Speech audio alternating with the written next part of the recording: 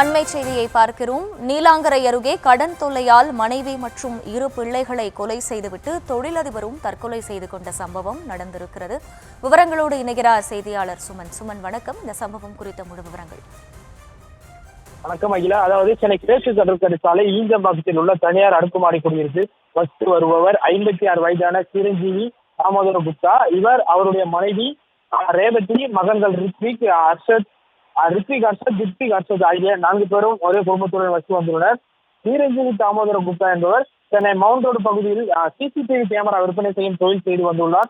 இந்த நிலையில் அவருக்கு தொடர்ந்து அதிக கடன் பெற்று இந்த தொழிலை நடத்தி வந்துள்ளார். இந்த நிலையில் அதிக கடன் தொகையை மீண்டும் செலுத்த முடியாத காரணத்தால் நேற்று இரவு அவர் வசித்து வந்த அந்த ஈஞ்சம்பாக்கத்தில் உள்ள தனியார் குடியிருப்பில் 2 மகன்கள் மற்றும் அவரது மனைவியும் முகத்தில் கவர்களை சுற்றி கொலை செய்துவிட்டு தானும் கழுத்தை அறுத்து தற்கொலை செய்து கொண்டுள்ளார். இந்த சம்பவம் குறித்து அருகே உள்ள நீலாங்கரை காவல் நிலையத்திற்கு தகவல் தெரிவிக்கப்பட்டது.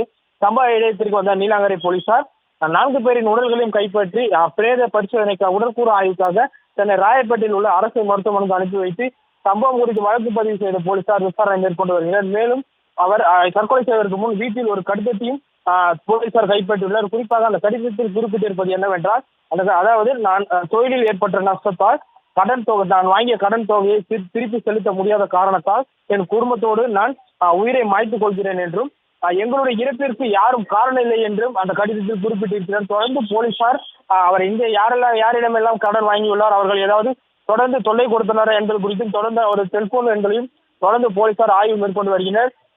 ஈசிஆர் பகுதியில் ஒரே குடும்பத்தைச் சேர்ந்த 4 பேரும், அதாவது 2 மகன்கள் மனைவியை கொலை செய்துவிட்டு கணவரும் தற்கொலை செய்து கொண்ட சம்பவம் இந்த ஈசிஆர் பகுதியில் பெரும் அதிர்ச்சியும் பரபரப்பையும் ஏற்படுத்தியுள்ளது.